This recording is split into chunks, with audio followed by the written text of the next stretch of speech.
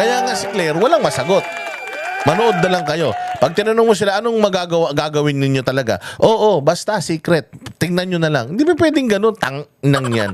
Kaya ka nga spokesperson, kailangan, kaya nga yan, kaya nga yan, di ba, ang ginagawa mo dyan. Kaya nga, ang tawag dyan, yung sinasagot mo yung mga tanong kasi kailangan may mga sagot ka sa mga tanong.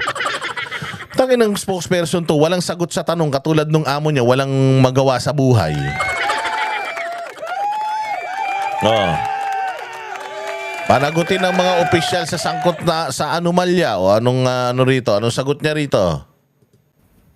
So far, ang nababanggit na ho ng Pangulo, mga kontrata, mga contractors, of course, officers or officials of the Department of Public Works and Highways.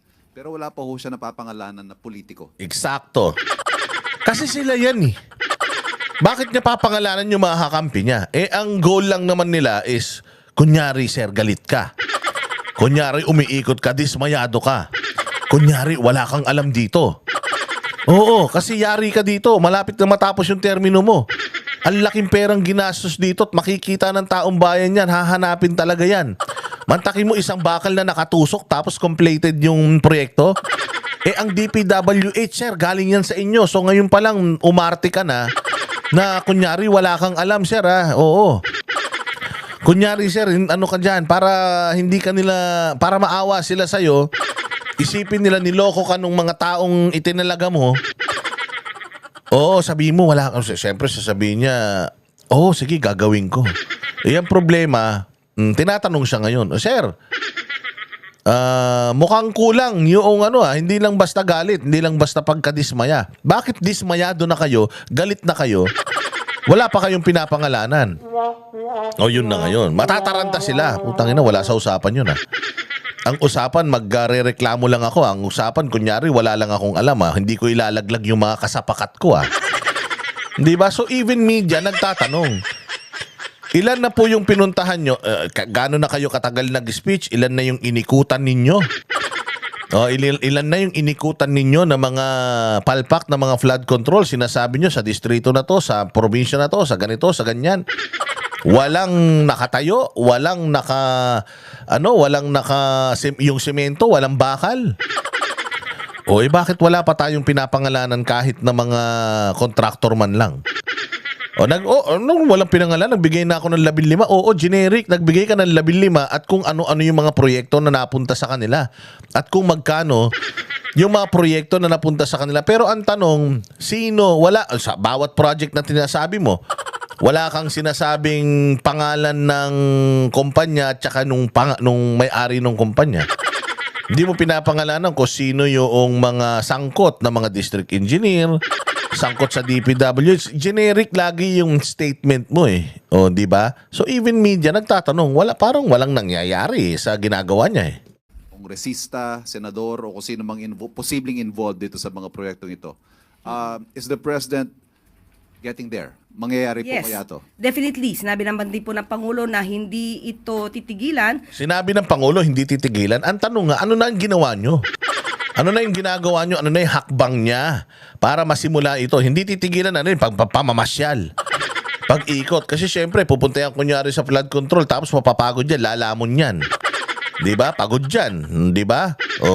Pati mga kasamahan yan, kasama sa pakakainin pa ng taong bayan yan dahil lahat ng pumapasok sa bibig niyan galing sa atin O galing sa buwis natin, galing sa expenses yan. Baka yung travel expenses diyan mapunta. Ano yung mga ginagawa?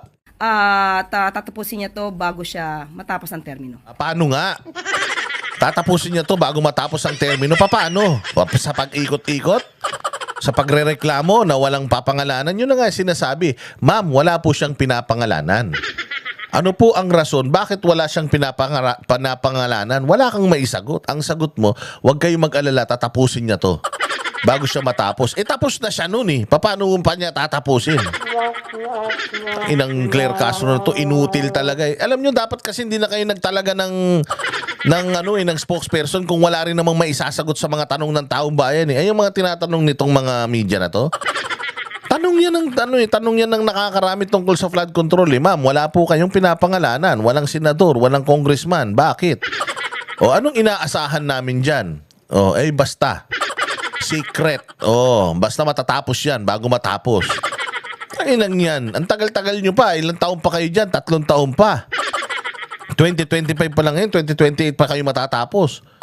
So wala kayong plano. Wala kayong alam. Wala kayong gagawin. Basta bahala na. Kung ano yung makita nyo, yun na yun. Ganon. Oh, di ba nakakagulat? Napahaka din eh. Oh, di ba? Walang hiyang to si Claire Castro na ito. Magyabang, wagas. Pero wala naman talagang alam. Panghuli po, nabanggit ng Pangulo mismo. Alam mo si Claire, kapag sukol, hindi nakakasagot yan. Oh, kapag kasukol na sukol yan, di ba usually sabihin nun, no comment. Ganun lang yun siya eh, di ba? Pagka wala siya talagang maisagot. Kasi dito wala talaga silang plano. Kaya nung sinita sila ni Baste, ang sagot lang niya, wait and see. Ngayon, tinatanong ng media, ano na yung mga hakbang? Ano na yung bakit wala? Bakit ganun? Puro galit lang. Anong resulta nun? Anong gagawin niya? Wala rin siyang maisagot. O kasi nga, alam niya, wala talaga. Na yung ginagawa ni Bongbong na yan, puros ano lang yan, puros papogi lang yan. Para hindi lang siya sisihin ng taong bayan. Pero at the end of the day, departamento niya or under niya ang DPWH na pinakamagnanakaw at pinakamalaking budget na nakuha. 2 taon nang magkasunod na pinakamalaki ang budget niyan at pinakamagnanakaw na ahensya yan. O, di ba? Sa kanyang bibig nanggaling, I am getting very angry with what I'm discovering about all these flood control projects. Ano hong ibig sabihin kaya nito? What can the public expect to come out of this anger? Magdidemanda po talaga, sasampa ng kaso ang dapat masampa ng kaso. Walang sisinuhin, walang malapit sa puso, walang kaalyado, kung sino man ang involved dito, sasampa ng kaso. Oh. Ano kayo? Satisfied kayo dun sa sagot? Kasi tanong ni Ivan Mayrina ba yun? O, ang tanong niya, galit na daw siya eh. Anong ine-expect natin sa galit niya? Ang sagot, magsasampa ng kaso. Ha? Magsasampa lang ng kaso? Hanggang dun lang yung galit niya, magsasampa lang ng kaso?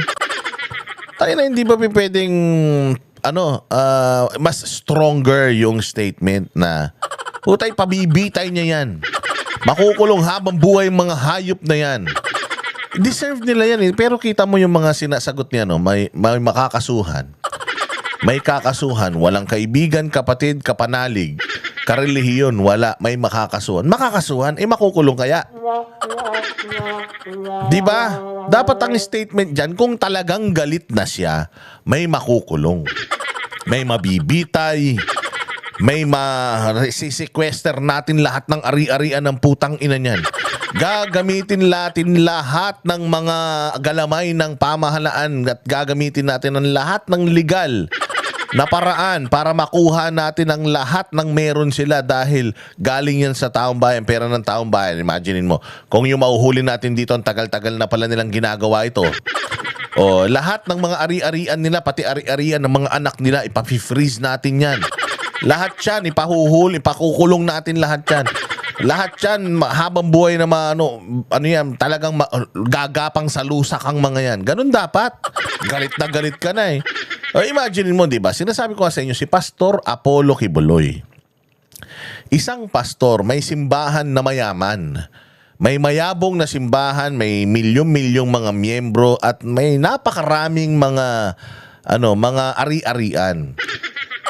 Mantakin mo dahil lang sa kaso niya na pribadong yung kaso niya, finiriz yung mga assets niya. Di ba? Samantalang ito mga putang ina mga kontraktor na ito na kung mag-flaunt ng kanilang mga yaman sa media. Mantakin mo, sinabi pa nila na sa kailan kayo yumaman? Yumaman yung mga diskaya? Yumaman kami dahil sa DPWH. Imagine, sinasabi nila in national TV, in interviews ng mga batikan ng mga media ng mga bayaran. Sabi ni Vico Soto, 10 million ang binayad ng diskaya sa mga interview na yan. Oh, hindi ba? Ibinus pa yan sa YouTube, ibinus pa sa Facebook yan para nga makilala sila na mayaman talaga sila. Oh, pinakita pa nila yung yaman nila. Oh, hanggang ngayon, tingnan ninyo, yung mga assets nila, baka nililiquidate na nila ngayon o tinatransfer na nila sa kung kani-kanino para lang hindi ma-sequester ng gobyerno yan. Samantalang simbahan, yung meron tayong separation of state and church. Yung pera ng simbahan, i-hold ninyo. Samantalang yung mga pera ng mga kurakot sa Pilipinas na hayag kung maglabas ng kanilang mga kademonyohan pag nanakaw sa bayan, hindi nyo sinisikwester at hindi nyo hinuhold, hindi nyo tinatap ang AMLAC. Di ba? Gagamitin nyo yung AMLAC para sa mga pribado na tao. Mali yan. Naka-freeze ang assets ng SMNI. Media, i-freeze yung assets. Naka-freeze ang assets ng simbahan. Simbahan, i-freeze yung assets. Wala namang pera ng taong bayan dyan, i-freeze yung assets niyan. Makikialam ang gobyerno sa yaman ng isang simbahan. Hindi naman, wala namang pera ng Pilipinas dyan. Di ba, imaginein mo, tapos etong mga ninanakaw yung pera ng taong bayan through DPWH, putya, nakakapagyabang pa ng yaman nila sa social media. Saan ka? Tumatakbo pang mayor. Tumakbo mayor yan sa Pasig. Buti na lang, sabi nga ni Vico Soto, buti na lang talaga, malakas ako at buti na lang, marami ako nagawa sa Pasig, kaya ako pa rin ang binoto ng mga taga-Pasig. Pero imagine mo, sa dami ng pera nila, kayang-kaya nila akong sirain. Imagine nyo yan. Tapos sasabihin mo lang, may masasampahan ng kaso kung sino. Hindi mo sabihin na gagamitin natin ang lahat, AMLAC, para i-freeze ang mga assets ng mga yan. Sisiguraduhin ni Pangulong Bongbong Marcos na bago siya mamatay, ay hindi pala, mawala sa posisyon, matapos ang kanyang termino, nakakulong ng lahat ng mga hinayupak na yan. Huwag kayo dapat ganun. Tingnan mo naman ang sagot. Ay, ano lang, may madidimanda. Demanda lang. Ang ina niyan, sa dami ng pera ng ninakaw nila, lahat ng demanda nila, kaya nilang iprolong. Tinanin niyo yung mga binay, naabsuelto na doon sa kaso ng korupsyon nila. Bakit? Kasi pinahaba nila ng pinahaba hanggang sa makalimutan ng tao, tapos boom, biglang dismissed. Di ba? Samantalang nakulong si Junjun Binay. Na-convict si Junjun Binay dyan. Hindi na nga siya pwedeng makatakbo sa ombudsman, na-convict yan siya. Hindi na plunder yan siya. Hindi na nga yan siya pwedeng makatakbo sa Makati o kung anumang posisyon. Tapos biglang dismissed bandang huli. Ganyan lang gagawin ng mga, sa dami, bilyon-bilyon ninakaw ng mga yan. Babayad lang ng mga abogado ng mga galingan. I-delay hanggang sa makalaya. Pustahan tayo kahit yan si Janet Lim Napoles Mga 10 years from now, kita mo makakalabas yan.